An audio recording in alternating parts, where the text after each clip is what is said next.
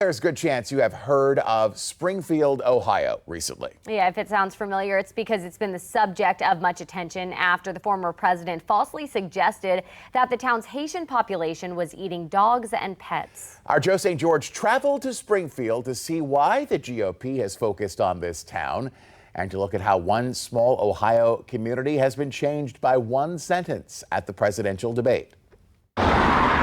Springfield, Ohio is not located in a swing state, but it is certainly receiving swing state-like attention. In Springfield, they're eating the dogs. After the Republican presidential ticket falsely suggested that Haitian immigrants who are here legally were eating pets. Springfield is a symbol of the immigration debate. This is one of the most disappointing, really horrible stories that I've ever encountered. Ray Marcano is an Ohio-based journalist who has covered this part of the Buckeye State for decades. He believes Springfield's unique story presents a perfect political opportunity, combining social media rumors with one of the biggest issues of the 2024 campaign. If you make enough noise, the people who are anti-immigration will hear it. And that's especially important during an election season. A recent Scripps News Ipsos poll found immigration to be one of the most important issues of the presidential election, ranking only behind the economy. But Republicans here in Springfield say the national spotlight wasn't helping their community until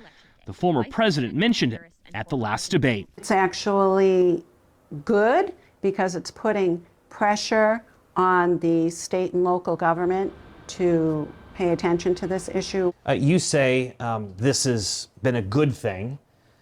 Others have said this has been a very bad thing because there is no evidence of Haitian immigrants eating any type of animal in Springfield, Ohio. You're correct about that, and it's really tragic that it took those comments to really make this issue go national. Laura Rosenberger is a longtime Springfield resident and chair of the local Republican Party. She acknowledges the pet-eating claim is wrong, but says to fully understand this controversy, you have to first understand Springfield. It's a community where many residents are frustrated that immigrants can afford housing while they cannot. Over 10,000 Haitians live in the county.